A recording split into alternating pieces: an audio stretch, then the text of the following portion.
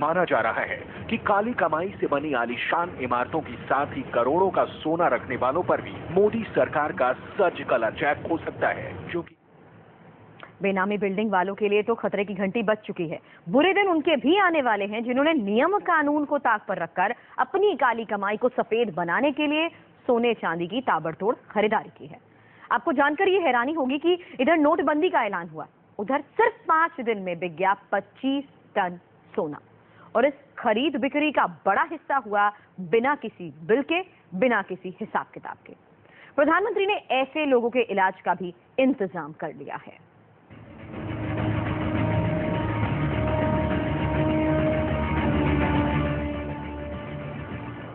खुफिया तहखानों में दफन करोड़ों के जेवर, लोहे की संदूकों में बंद लाखों का सोना चांदी, गठरी और बोरों में भरी नोटों की गड्डियां। बेईमानी की इस तमाम दौलत का द एंड होगा। करप्शन की काली कमाई अब दुनिया के सामने बेपर्दा होगी।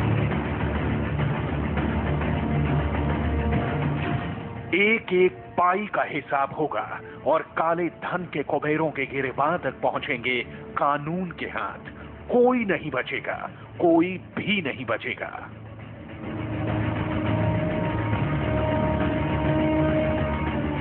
ये जो बैंकों के सामने जंग छिड़ी है, ये जो एटीएम के आगे मारामारी हो रही है, ये जो नए नोटों के लिए आम आदमी धक्के खा रहा है, ईमानदारी की कुर्बानी जाया नहीं जाएगी। नोटबंदी का ऐलान करके करप्शन के अंडरवर्ल्ड में भूचाल खड़ा करने के बाद प्रधानमंत्री मोदी ने आगे के इरादे भी साफ कर दिए हैं। कुछ लोग अगर ये मानते हो कि आगे देखा जाएगा, तो कम से कम वो मुझे पहचान ले।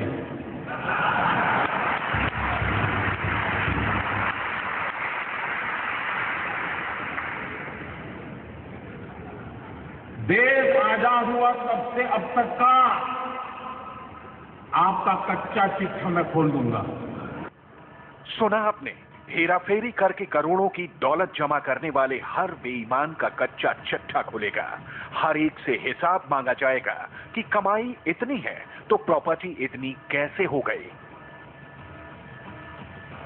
जरा इन तस्वीरों पर नजर डालिए। सोने के जेवर, सोने के कंगन, सोने के हार, चांदी की प्लेटें, चांदी के बर्तन, चांदी की गागर, यहां तक कि दीवारों पर भी सोने की मूर्तियां।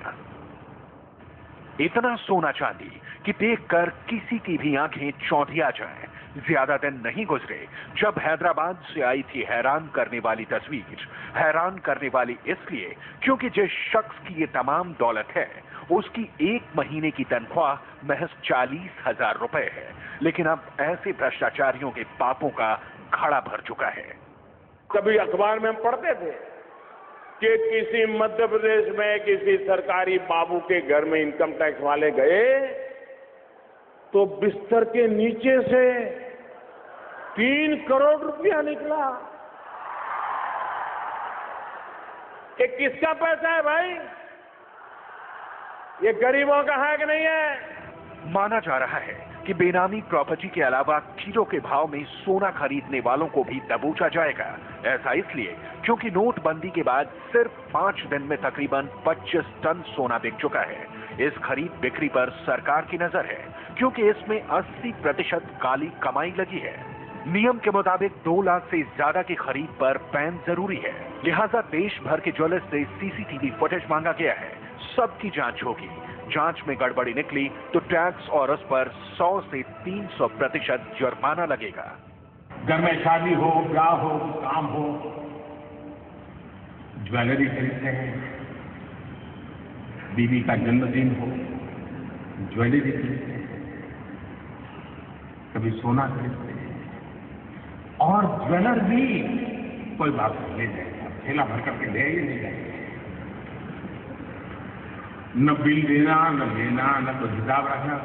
चल रहा था नहीं चल रहा था, सब कैश चलता था नहीं चलता था। ये कोई गरीब लोग करते थे क्या? ये बंद होना चाहिए, नहीं होना चाहिए? हमने नियम बनाए कि 2 लाख रुपए से ज्यादा अगर आप गहने खरीदते हैं, ज्वेलरी खरीदते हैं, तो आपको आपका पैन नंबर देना पड़ेगा ही। पीएम का अगला प्रहार क्या होगा, ये सोचकर ही कांप रही है बेईमानों की जमानत। थर्रा रहे हैं बेनामी दौलत के बादशाह, फिक्र में दुबले हुए जा रहे हैं भ्रष्टाचारी। यही वजह है कि गंगा में नोट बह रहे हैं, कूड़े के ढेर से नोटों के बंडल मिल रहे हैं, अजब गजब तरीके से बरामद हो रहे हैं बंद हो चुके 500 और 1000 के नोट। यहां तक कि काले पैसे को ठिकाने लगाने के लिए आधी आधी रात को निकल रही हैं गाड़ियां, लेकिन उन पर भी सरकार की पैनी नजर बरकरार है।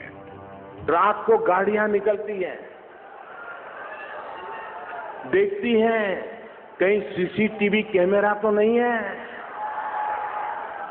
अगर सीसीटीवी कैमरा नहीं है तो चोरी छुपी से मुंह पे कपड़ा बांध करके जो कूड़े कचरे का ढेर होता है ना, उसमें जाकर के नोट फेंक करके भाग जाते हैं।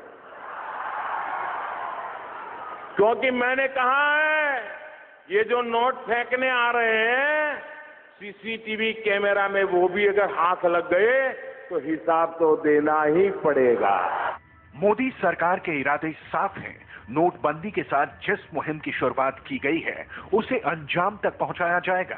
बेनामी प्रॉपर्टी, बेनामी कंपनी, रियल एस्टेट, गोल्ड में लगाई गई ब्लैक मनी के पर्दाफाश के लिए बेनामी प्रॉपर्टी अमेंडमेंट बिल बन रहा है। उसी के जरिए भ्रष्टाचारियों पर सख्त कार्रवाई की जाएगी। काले धन के खिलाफ प्रधानमंत्री के नोटबंदी प्लान ने हिंदुस्तान की एक बड़ी आबादी को बैंकों की कतार में ला खड़ा किया, लेकिन देश का आम आदमी प्रधानमंत्री की नीयत और काबिलियत पर भरोसा जता रहा है। और यही वजह है कि तमाम परेशानियां झेलने के बावजूद ज्यादातर लोग कह रहे हैं कि अगर देश को करप्शन से निजात मिलती है तो लंबी लंबी कतारें भी मंजूर हैं।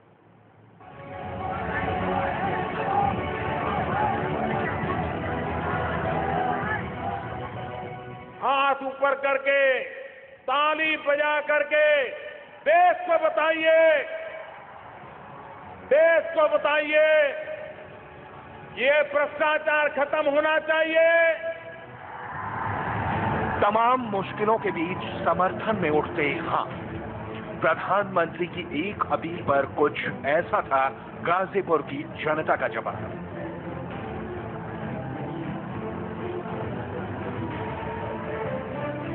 मालूम है कि मुश्किलें बड़ी हैं, मालूम है कि पिछले 5 दिनों में बैंकों के सामने कतारें लंबी होती जा रही हैं, मालूम है कि घर से बैंक पहुंचने पर और घंटों लाइन में खड़े होने पर भी पैसे मिलेंगे या नहीं तय नहीं है। फिर भी लोग साथ खड़े हैं प्रधानमंत्री के साथ, उनकी योजना के साथ।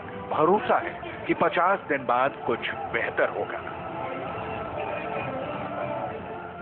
अगर हम बीमार होते तो मेडिसिन भी तो खाते, वो भी तो कड़वी दवाई होती है ना, उसको तो आप तैयार हैं 50 दिन देने को तैयार? बिल्कुल तैयार है, 100% तैयार है। अगर इससे हम लोग का भला होता तो 100% तैयार होना चाहिए। ये भी बोला है कि अगर नहीं होता है कुछ तो मुझे जो सजा देना हो सड़क पे दे देना। नहीं, ऐसा है नहीं। मोदी जी वो कहते हैं, मुझे लगता है वो करते भी हैं, तो करके दिखाया भी उन लोगों ने। तो नहीं है सर, कुछ खोने के लिए, कुछ पाने के लिए खोना पड़ता है। हमें 50 दिन में 60 दिन देने चाहिए। परेशानी तो परेशानी शादी है, मेरे भी घर में शादी है सर। क्या बच्चे, लेकिन जो काम किए मोदी जी बहुत बढ़िया काम किए, बहुत अच्छा कर रहे हैं। No government has dare to change. किसी गवर्नमेंट ने आज तक कोई हिम्मत नहीं करी।